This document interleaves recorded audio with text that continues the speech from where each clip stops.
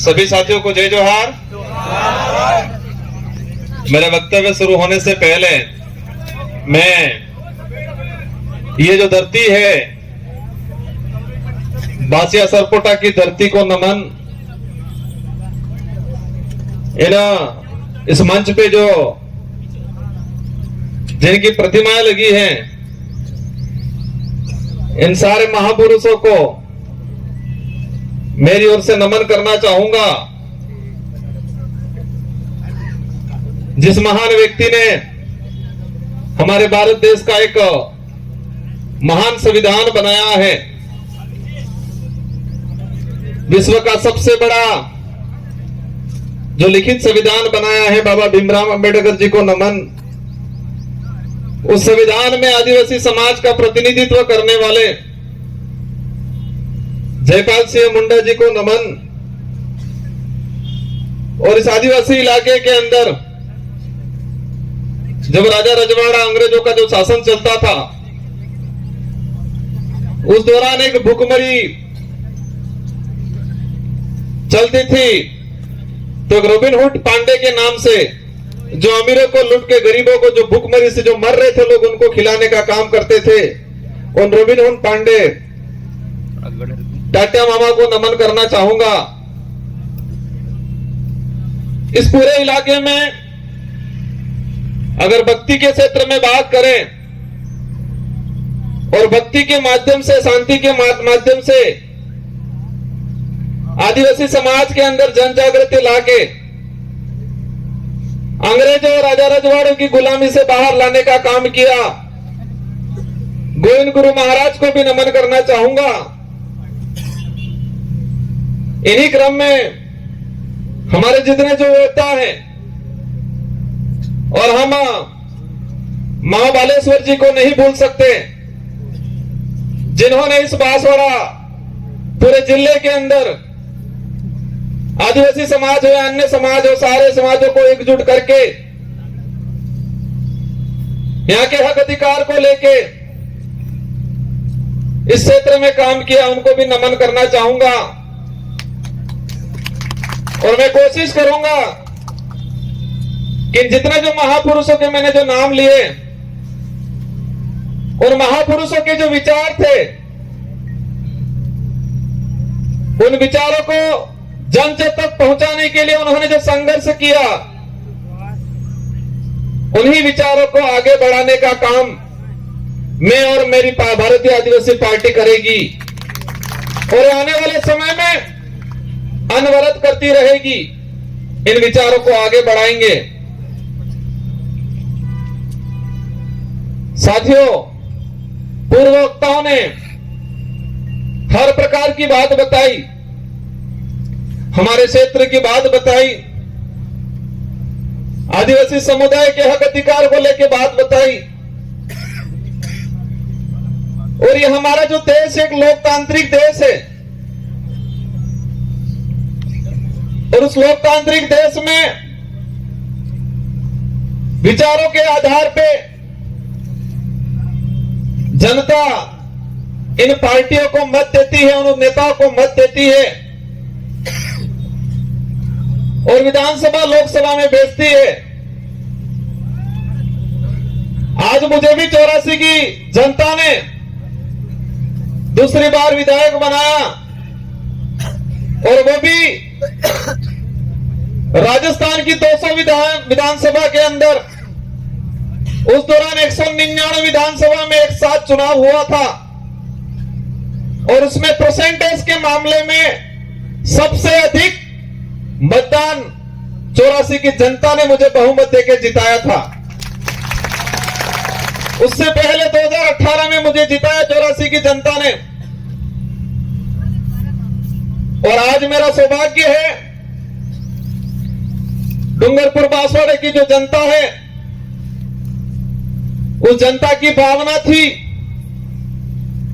कि ये व्यक्ति हमारे इस क्षेत्र का आदिवासी समुदाय के हक अधिकार की बात को लेके एससी समुदाय के हक अधिकार की बात को लेके, माइनॉरिटी समुदाय के हक अधिकार की बात को लेके, और साथ ही क्षेत्र के अंदर अन्य समुदाय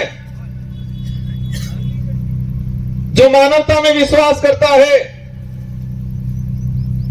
इन सारे लोगों की जो भावना है, उनकी बात है लोकसभा में ये व्यक्ति पहुंचाएगा। ये आपने विचार किया और आपके विचारों से हमारे पार्टी की जो सिलेक्शन प्रणाली है, इस भारत आदिवासी पार्टी में हाईकमान नहीं होता है,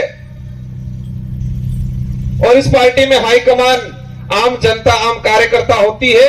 और आपकी भावना के अनुरूप मुझे इस लोकसभा क्षेत्र का सांसद प्रत्याशी बनाया, और मैं उम्मीद करूंगा कि जिस भावना से आपने मेरा सिलेक्शन किया है, उसी भावना से मेरा इलेक्शन भी करोगे, ये मुझे उम्मीद है आप सबसे। मैं आप सबको भरोसा भी दिलाना चाहूंगा, इस देश को आजाद कराने में,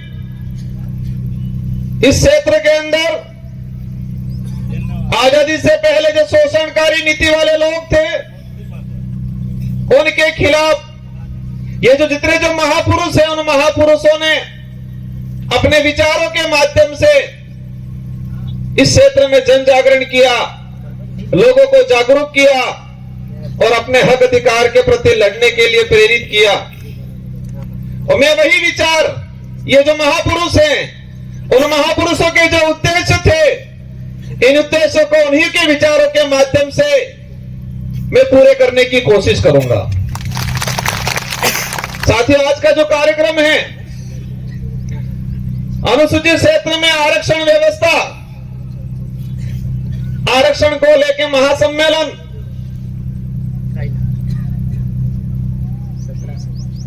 ये जो शब्द है, ये शब्द आते ही कई सवाल पैदा करता है अपने दिमाग में कि हमारा देश का संविधान लागू हुआ 1950 को, और आज 2024 हो गया, और अभी तक उस संविधान के अंदर जो प्रावधान थे, उन प्रावधानों को आज तक धरातल पे लागू नहीं किया।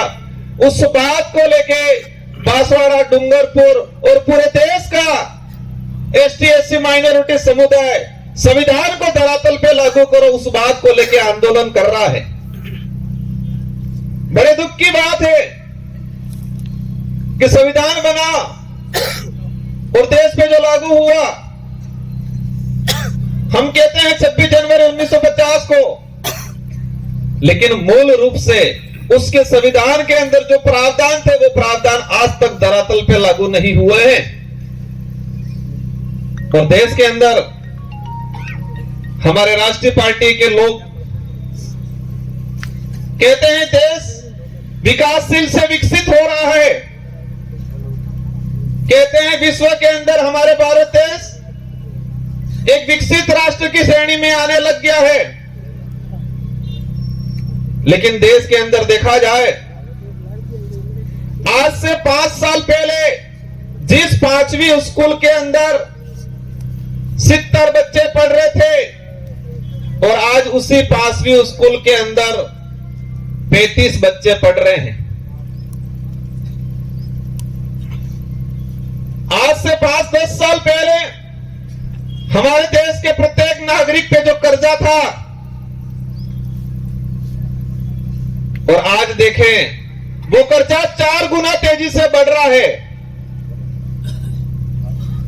आज जो कुपोषण का जो स्थिति है, आज से 5 साल पहले जाएंगे तो इतना कुपोषण नहीं मिलेगा जितना आज कुपोषण है। जो देश में मीडिया के माध्यम से, मैं सारे मीडिया पे सवाल नहीं करना चाहता, लेकिन कुछ मीडिया वाले ऐसे लोग हैं जो देश की सच्चाई को छुपा रहे हैं और पार्टियों के इशारों पे, सरकारों के इशारों पे इस देश के लोगों तक गुमराह करने वाली बातें फैलाई जा रही है। इस देश के लोगों को अंधकार में रखा जा रहा है, और हम देश में वर्तमान देख सकते हैं। मेरा वक्तव्य, हमारे पूर्व वक्ताओं ने कहा हमारे समाज के कुछ पढ़े लिखे अधिकारी कर्मचारी कहते हैं, हमारे समाज के जो नेता कांग्रेस बीजेपी में दिग्गज बने हुए हैं वो कहते हैं आरक्षण पूरा मिल रहा है। कोई कहता है आरक्षण की जरूरत नहीं है, कोई कहता है कि आरक्षण मिलना था मिल गया और फालतू गुमराह कर रहे हैं। हमारे क्षेत्र की जनता विचार करती है, हम कहते हैं आरक्षण मिलना चाहिए, वो कहते हैं आरक्षण मिल गया, कोई कहता है आरक्षण पूरा मिल रहा है। और हमारे क्षेत्र की जनता कंफ्यूज रहती है कि हकीकत क्या है। हमारा पढ़ा लिखा बेरोजगार युवा वो भी कंफ्यूज रहता है कि आरक्षण क्या है। और दुख की बात यह है कि हमारे पाठ्यक्रम में बेमतलब की चीजें डाली जा रही है। अगर देश के अंदर आरक्षण को लेकर जो चल रहा है, कुछ लोग कहते हैं भ्रमित किया जा रहा है। देश के आरक्षित वर्ग को, युवाओं को अगर क्लियर करना चाहिए था तो संविधान के अंदर जो आरक्षण व्यवस्था रखी गई है उसको हमारे पाठ्यक्रम में लागू कर दिया होता तो आज हर युवा को पता होता कि मेरा रिजर्वेशन संविधान के अंदर इतना है, शेड्यूल एरिया में इतना है, नॉन शेड्यूल एरिया में इतना है। लेकिन होता क्या है, वो आरक्षित वर्ग का युवा आरक्षण को जान जाएगा, समझ जाएगा संविधान में प्रावधान क्या है समझ जाएगा, तो वो सवाल खड़ा करेगा उन राष्ट्रीय पार्टियों से, उन नेताओं से जो आते हैं कहते हैं कि राम के नाम से वोट देना। कहते कि नहीं कहते हैं? इन लोगों ने कभी ये नहीं कहा कि बेरोजगारी खत्म करेंगे, बेरोजगारी खत्म करने के नाम से वोट देना, ये बोला उन्होंने? इस क्षेत्र में शिक्षा में गिरावट हो रही है, शिक्षा के क्षेत्र में हम काम करेंगे इसके नाम से वोट देना, ये नहीं बोला। और इस देश का दुर्भाग्य है कि इस देश में ऐसे नेता पैदा हुए हैं जो खुद के समाज का तो भला नहीं किया, लेकिन जिस पार्टी का खाया, जिस पार्टी में पद प्राप्त किए, उच्च ओहदे पे गए, उस पार्टी के भी नहीं हुए। जिस पार्टी के अंदर गए हैं उनको कहना चाह रहा हूं कि जो व्यक्ति उनके समाज का नहीं हुआ, जो व्यक्ति उसकी पार्टी का नहीं हुआ, वो तुम्हारा कतई नहीं हो सकता है। और इस क्षेत्र में देखा है मैंने, हमारे चंद्र वर्ग के भाइयों को जाके ये भड़काते हैं, कहते हैं कि तुम चिंता मत करना, मैं तुम्हारे साथ हूं, ये बोलते हैं। तो हमारे उन भाइयों को भी कहना चाहूंगा, जो खुद के समाज का नहीं हो सकता है वो आपका कभी नहीं हो सकता है। ये विचारधारा सच्चाई को लेकर लड़ रहे हैं। ये विचारधारा, हम कहते हैं हम आदिवासी समाज में पैदा हुए हैं, मेरा पहला फर्ज बनता है कि मैं मेरे परिवार के लिए, मेरे समाज के लिए बात रखूं। साथ ही क्षेत्र के अंदर हमारे एसटी समुदाय के भाई हैं, माइनॉरिटी समुदाय के भाई हैं, इसके अलावा किसी भी वर्ग का गरीब भाई है, उसकी कोई भी बात होगी, कोई भी समस्या होगी, उसका निराकरण करेंगे हम लोग। और ये देख सकते हो हमारे 84 क्षेत्र के अंदर हर व्यक्ति ने हमको मत दिया और मुझे मेरी विधानसभा में प्रचार करने की जरूरत नहीं पड़ी थी। हमारे कार्यकर्ताओं ने मोर्चा संभाल लिया था और हाईएस्ट मत राजस्थान में टॉप 2 में लाके रख दिया मुझे।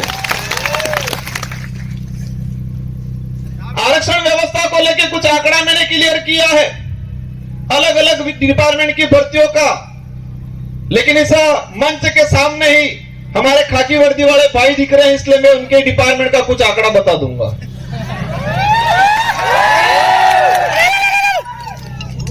मैंने एक लेटर लिखा था 2020 में कि अनुसूचित क्षेत्र के अंदर आरक्षण व्यवस्था को लेके 2013 के अंदर जो अधिसूचना जारी की है वो इस क्षेत्र के लिए काला कानून है, ये वर्ड यूज किया था मैंने अनुसूचित क्षेत्र के 1700 सरपंचों को पत्र लिखा था, सारे एमएलए एमपी को पत्र लिखा था, पूर्व एमएलए प्रधान को पत्र लिखा था मैंने 2000 के करीब लेटर लिखे थे और उस लेटर में हेडिंग लिखी थी कि 2013 की अधिसूचना आदिवासी समुदाय के लिए काला कानून है, ये वर्ड यूज किया था मैंने।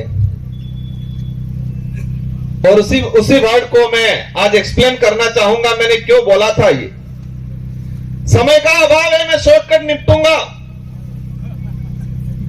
हमारे साथ जो अन्याय हुआ है, हमारे साथ जो धोखा हुआ है, हमारे युवाओं की भावनाओं के साथ खिलवाड़ हुआ है, वो सभी गांठ बांध के रखना है, वो गुस्सा अंदर समाहित करके रखना है। और जब लोकतंत्र में एक अवसर आता है हर 5 साल में, उस दिन ये बदला एक साथ लेना है और उनका रगड़ा निकालना है। 2013 की अधिसूचना हुई पुलिस डिपार्टमेंट की भर्ती 2013, 2016 और 2018। 3 भर्तियों के अंदर 2312 कुल पद आए। मैं ये आज इसलिए कहना चाह रहा हूं कि इन्हीं कमल कांग्रेस के नेताओं ने, और मुख्य रूप से 2013 में जो मंत्री थे, वर्तमान विधायक थे, जो ईडी के डर से आज भाजपा में चले गए, उनके ही कर कमलों से यह लागू किया गया था। अब इसमें क्या है प्रावधान? इन 3 भर्तियों की बात करें, कांस्टेबल भर्ती 2312 कुल पद आए। प्रावधान यह किया गया 45% एसटी को, 5% एससी को और 50% ओपन कैटेगरी को दे दिया जाएगा। मतलब ओपन कैटेगरी में कोई भी जा सकता है, एससी का व्यक्ति जा सकता है, एसटी का व्यक्ति जा सकता है। यह बात बोली उन लोगों ने, लेकिन आंकड़ा क्या आता है? मैं ऑल ओवर अगर बात करूं, एसटी को मिले 828, 2312 में से एसटी को मिले 828 और वो 35% पद मिले, 45% पूरा नहीं मिला। वही बात करें ओपन कैटेगरी के जो पद आए 1156 और मिले उनको मिलने 1359, 58%। और उसमें एसटी एससी का रिजर्व कैटेगरी के लड़के गए 12 लड़के। और वही ये सामने खड़े में कहना चाह रहा हूं, उनकी पदोन्नति होती है, उनके पदों की गणना अपने कैटेगरी में लेते हैं। और कुछ नेता कहते हैं, ये बात इसलिए एक्सप्लेन कर रहा हूं मैं, हर व्यक्ति को अपना हक मांगने का अधिकार है। एक बाप के अगर 4 बेटे हैं, 3 बेटों के साथ अन्याय होता है और एक बेटा इस सारी जमीन लेके खड़ा खाता है, तो क्या 3 बेटे आवाज नहीं उठाएंगे? तो इस क्षेत्र में हमारा अन्य समाज का व्यक्ति रहता है, उनसे भी कोई दुश्मनी नहीं है, उनकी भी वाजिब मांग को हम रखेंगे। लेकिन हमारा फर्ज बनता है, जिस सर्टिफिकेट लगा के हम यहां पर आए हैं, उस सर्टिफिकेट के आधार पर एमएलए एमपी बनते हैं, तो जिस समाज का सर्टिफिकेट लगाया है उस समाज के हक अधिकार के लिए अगर हम नहीं बोलते हैं तो कौन बोलेगा? इस आधार पर इन पुलिस भर्ती का अगर देखा जाए तो हमारे लड़कों का 300 पद के आसपास नुकसान हुआ। उस मां पे क्या गुजरी होगी जिस मां ने बच्चे को अपनी जमीन, अपने जेवरात गिरवी रख के बच्चे को पढ़ाया होगा, उम्मीद की होगी मेरा बच्चा पुलिस कांस्टेबल की तैयारी कर रहा है, नौकरी लगेगा। लेकिन इस प्रकार की अधिसूचना के कारण वो बच्चा आज नौकरी नहीं लगा और वो बच्चा आज गुजरात में जाके मजदूरी कर रहा है और उस मां के सपने अधूरे के अधूरे रह गए। ये लड़ाई उनके लिए है, सूद समेत वसूल करेंगे। और ये किसी समाज को हम दोष नहीं देना चाह रहे हैं, हम दोष उस नेताओं को देना चाह रहे हैं जिन्होंने अपनी पेटियां भरने का काम किया, टिकट लेने का काम किया और इतना कमा लिया कब ईडी के डर से भाग गए। गजब सुनता हूं मैं। एक दिन कहते थे, हम पे आरोप लगाए और फिर बाद में 2 दिन बाद कहते हैं ये तो जुमला था। कहते हैं कि मोदी ने जुमला दिया था और आज कहते हैं कि मोदी के विजन से प्रभावित होकर गया हूं। मोदी जी के जुमले के विजन से प्रभावित होके गए हैं। इसका मतलब ये क्लियर है कि वो भी जुमलेबाज से कम नहीं है। हमें उनसे भी पर्सनली कोई लड़ाई नहीं है, उनके कोई जमीन का बंटवारा हमारा नहीं है, लेकिन उनको इस क्षेत्र की जनता ने बड़ा लीडर माना था। हमारे बड़े बुजुर्गों ने आशा रखी थी उनसे कि ये नेता है बड़ा, हमारे लिए, हमारे क्षेत्र के लिए कुछ अच्छा करेगा। इन आशाओं पे पानी फेरने का काम किया है। मुझे कई जगह से जानकारी मिली, बुजुर्ग लोग जो रात दिन उस आदमी के लिए, उस पार्टी के लिए घूमते थे, खुद का पैसा खर्चा करके इन लोगों ने कई जनों से दुश्मनी ले ली उस व्यक्ति की वजह से, उस पार्टी की वजह से, और आज बेचारे वो बुजुर्ग लोग रो रहे हैं। आपको चिंता करने की जरूरत नहीं है। पूरे देश के अंदर यही भारत आदिवासी पार्टी है जो सच्चाई को लेकर लड़ने का काम करेगी। और आप देख सकते हो, उदयपुर संभाग की बात करें कि कांग्रेस कभी नहीं बात कर रही है कि शिक्षा अच्छी मिलनी चाहिए, स्कूलों में व्याख्याता लगने चाहिए, बेरोजगारी खत्म होनी चाहिए, हमारा अनाज जो पकड़ा है उसको एमएसपी रेट मिलनी चाहिए, बात नहीं करेगी। बीजेपी भी वो बात नहीं कर रही है। बीजेपी कह रहे हैं मैं किसी भगवान या किसी धर्म का विरोधी नहीं हूं, लेकिन जो धर्म के नाम से, भगवान के नाम से वोट लेके राज करने का काम करते हैं, ऐसे लोगों का मैं घोर विरोधी हूं और विरोध करता रहूंगा। यहां पर हुआ था, जिनको आज हम ज्ञापन देने जा रहे हैं,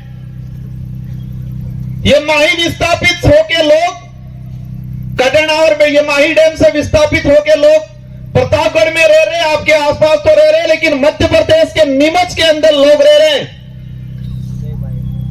और जो ये डांस ऑफ इंडिया में जो 5 बच्चियां गई थी, जिनका आपने सबने नाम सुना होगा, गली गर्ल्स के नाम से जो लड़कियां है, नीमच में रहती है, झोपड़ियों में रहती है, उनके माँ बाप मजदूरी करते, आज तक भी उनको जमीन का पट्टा नहीं मिला है। वो नीमच के नहीं है, ये माही से विस्थापित होके गए हुए लोग हैं। और आज कह रहे हमारे यहाँ के लोग विस्थापित होके गए, उनको जमीन नहीं मिला आज तक। हमारे इन महापुरुषों ने अपनी जान गंवा दी इस क्षेत्र में सामाजिक जन जागरण के लिए, हक अधिकार के लिए। उनके नाम से नामकरण नहीं करना है, और ऐसे नाम से नामकरण करना चाह रहे हैं। करना है तो इस क्षेत्र में जो लोग थे, किसी भी समाज का व्यक्ति हो, एससी का हो, ओबीसी का हो, किसी भी जिस व्यक्ति ने इस क्षेत्र के लिए काम किया है, मामा बालेश्वर आदिवासी नहीं थे, लेकिन आदिवासी समाज आज उनको भगवान की तरफ पूछता है क्योंकि आदिवासी के लिए काम किया। हम हर उस व्यक्ति का, हर उस समाज का सम्मान करेंगे जो मानवता में विश्वास करता है, और उस हर व्यक्ति और उस हर धर्म का विरोध करेंगे जो छुआछूत, भेदभाव, ऊंच नीच करता है, उन सबका हम विरोध करेंगे, क्योंकि ये देश संविधान से चलता है। और आज बात करें, एक नारा लगाया जा रहा है 400 पार। क्या नारा लगा रहे हैं? 400 पार। अंग्रेजों और मुगलों ने इस देश को कम लूटा था, उससे भी खराब स्थिति से ये लोग इस देश को लूट रहे हैं। इसका असर आदिवासी या एससी को ही नहीं है, इसका असर पड़ेगा हर वर्ग के व्यक्ति को, आने वाले समय में भुगतना पड़ेगा। ये लोग बहुत बुरी तरीके से इस देश को लूट रहे हैं। एक वक्त था 2013 के अंदर, वो नारा लगाते थे वही वो व्यक्ति कि न खाऊंगा न खाने दूंगा, और आज जितने देश के अंदर खाने वाले लोग थे, उन सबको वो साथ में मिला के कह रहे कितना लाओ लाओ, बंटवारा करते हैं। ये सारी बातें होगी, लेकिन हमको करना क्या है? हमको उनको सबक सिखाना है, उन नेताओं को एहसास कराना है कि ये राजतंत्र नहीं, ये लोकतंत्र है, और इस लोकतंत्र में संविधान ने जनता को ताकत दी है जिसे हम लोकतंत्र की कुंजी कहते हैं, जो वोट है, और हर 5 साल में उसका अवसर आता है। आज मुझे कहते हैं एमएलए साहब बहुत बड़ा दिग्गज आदमी है, बहुत पैसा है, कहते हैं टक्कर लेनी पड़ेगी, कहते हैं। मैंने कहा मैं नहीं लड़ रहा हूं, डूंगरपुर बांसवाड़ा की जनता चुनाव लड़ रही है, और ये जनता पैसों के लिए चुनाव नहीं लड़ रही है। ये जनता सुख सुविधाओं के लिए मेरे साथ नहीं है, ये जनता स्वाभिमान के लिए है। इस जनता के अंदर जो साथ मेरे साथ जुड़ रहा है, संगठन के साथ जुड़ रहा है, उस प्रत्येक व्यक्ति के अंदर स्वाभिमान जगा है, अपने आने वाली पीढ़ी के लिए कुछ कर गुजरने की ताकत जगी है, इसलिए मेरे साथ जुड़े। और देश के इतिहास उठा के देख लो, आजादी से पहले भी जो राजा रजवाड़ा या मुगलों की सेना होती थी, तो सेना में भर्ती होता था सिपाही, तो सैलरी के लिए होता था, तनख्वाह मिलती थी, या किसी राजा से एग्रीमेंट होता था, सहयोग में पूरी सेना भेजता था, तो रियासत क्षेत्र की कुछ जमीन को लेकर सौदा होता था। लेकिन वो सेना युद्ध के मैदान में टिकती नहीं थी। और यही देश के इतिहास उठा के देख लो कि मुगल के अकबर के सामने इस देश के सारे राजाओं ने अधीनता स्वीकार कर ली थी,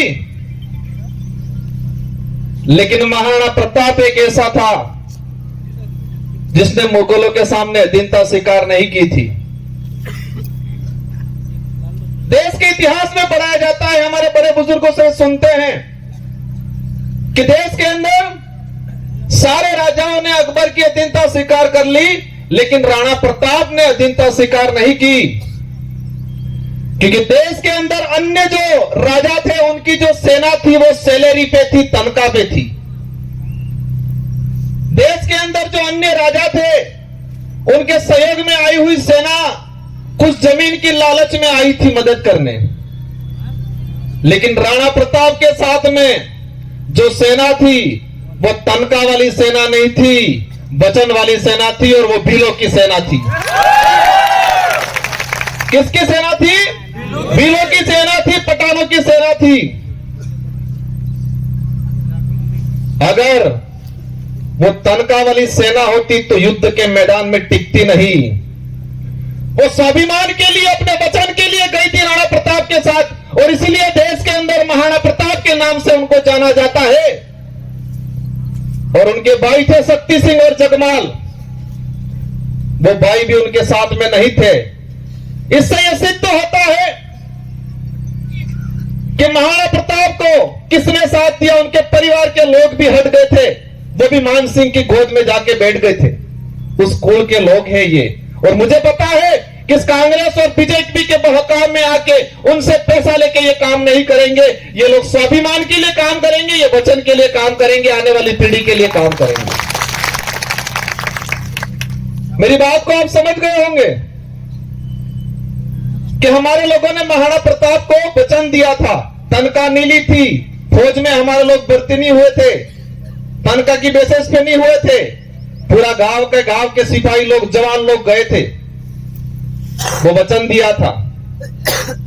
और इस लड़ाई में, इस मैदान लोकसभा क्षेत्र में मुझे उम्मीद है पैसों वाली सेना नहीं टिकेगी, वचन वाली सेना टिकेगी, क्योंकि उनके साथ जो सेना है वो पैसों वाली सेना है, तनख्वाह वाली सेना है, दहाड़ी वाली सेना है, और हमारे साथ वचन वाली सेना है, स्वाभिमान से जीने वाले लोग हैं। बातें बहुत सारी हैं, अंत मंच आएंगे उस पे करेंगे। हमारी लड़ाई सीधी सी है कि इस क्षेत्र में संविधान के अनुरूप आरक्षण लागू हो जाए। यहां का कलेक्टर, एसपी, संभागीय आयुक्त क्लियर कर दे कि संविधान के भाग इसमें 5वीं अनुसूची के तहत क्या प्रावधान है, कितना आरक्षण मिलना चाहिए। आरएस भर्ती की अगर बात करें, हमारी जो मांग है दूसरी, प्रशासनिक सेवा के अंदर हमारे यहाँ के लोगों को प्रतिनिधित्व मिलना चाहिए। हमको एक लेलुपेट दे दिया, दिनेश सेवा के अंदर भर्तियां देंगे, पद देंगे, और उसमें भी मैंने देखा 3 भर्तियां 2013, 2016, 2018। अनुसूचित क्षेत्र के अंदर अधीनस्थ सेवा के 109 पद आए, एसटी के लोगों को मिले 42, ओपन कैटेगरी में गए 67 और एससी समाज को मिले 0, और ओबीसी वालों को तो पता ही नहीं है कि हम है कौन, हम आते कहां है वही नहीं पता है हमको। और मैं कहता हूं इस क्षेत्र से अगर ओबीसी की किसी ने आवाज उठाई थी, राजकुमार रोत ने उठाई थी। हम हर व्यक्ति की बात करेंगे, लेकिन हमारा हक किसी को मारने नहीं देंगे। एससी समुदाय को जीरो सीट तीनों भर्तियों में, और अधीनस्थ सेवा के अंदर 67 पद आए, उसमें एसटी एससी रिजर्व कैटेगरी का एक लड़का नहीं गया।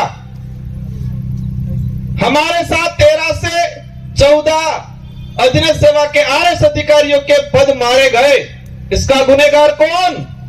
जो ईडी के डर से भाजपा में गए वो है। ये लड़ाई बेरोजगारों की लड़ाई है, ये लड़ाई हमारे क्षेत्र में शिक्षा के क्षेत्र में क्रांति लाने की लड़ाई है। हम सबको लड़ना है। ये चुनाव जीतने तक का उद्देश्य नहीं है, नारे लगाने या पार्टी का नाम लेने तक का उद्देश्य नहीं है। हमको हमारा समाज बचाना है, हमारा देश बचाना है। ये देश का संविधान अधिकार देता है हर व्यक्ति को, हर समाज को अपने हक अधिकार की बात करने का अधिकार है, और करना चाहिए हर व्यक्ति को। लेकिन हमारे यहाँ के नेताओं ने इस क्षेत्र को बर्बाद करने का काम किया है। मुद्दे अनेक हैं। ये 400 पार का जो नारा लगा रहे हैं, उस नारे को समझना। इन लोगों की चाल है ये संविधान बदलने की, संविधान को खत्म करना चाहते हैं। और आप सुन लेना, अभी का उदाहरण है कि 26 जनवरी पे बाबा साहब अंबेडकर और सावित्रीबाई फुले की तस्वीर लगाने से टीचर को एपीओ कर दिया जाता है। जिस पार्टी को बाबा साहब अंबेडकर और सावित्रीबाई फुले की तस्वीर से दिक्कत है, वो देश का भला कर सकते हैं क्या?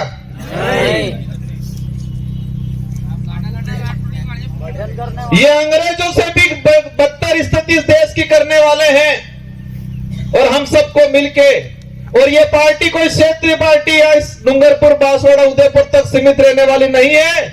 ये पार्टी अरब सागर से लगा के बंगाल की खाड़ी तक जितने जो स्टेट पड़ रहे हैं, और हमारे साथ हर व्यक्ति, वर्ग का व्यक्ति जुड़ रहा है। हम सच्चाई की लड़ाई लड़ रहे हैं।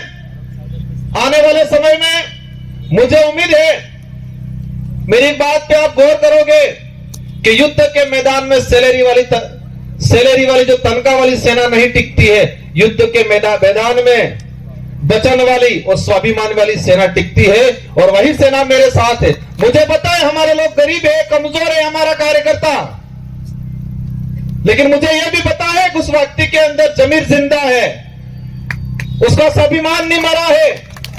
वो व्यक्ति डट के मुकाबला करेगा, और पूरे भारत की रोमांचक सीट यह होगी।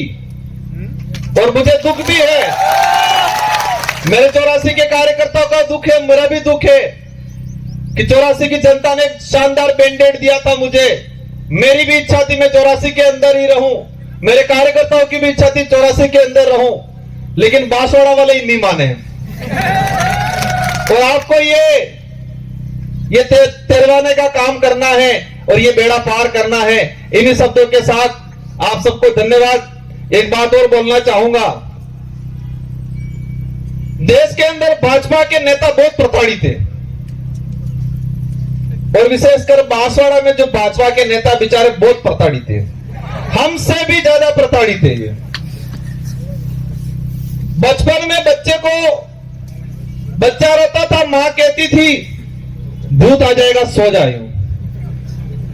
और यह भाजपा के नेता इतने प्रताड़ित थे, हल्का सा बेचारा कुछ करता है, कहते हैं ईडी आ जाएगी चुप हो जा। मोदी जी की ईडी आ जाएगी चुप हो जाएगा। वो चाहता बहुत कुछ है बेचारा, पर अंदर से डर हुआ है। उनको भी कहना चाहूंगा, आप चिंता मत करो, आपके विचारों को यहां रखने का अवसर मिलेगा। इस संगठन के साथ जुड़ो और इस क्षेत्र की जनता के लिए, युवाओं के लिए, हक अधिकार के लिए आगे बढ़ो। हम आपको साथ में लेकर चलने का काम करेंगे। इन्हीं शब्दों के साथ आप सबको धन्यवाद, आभार, जय जोहार, जय भारत, जय संविधान।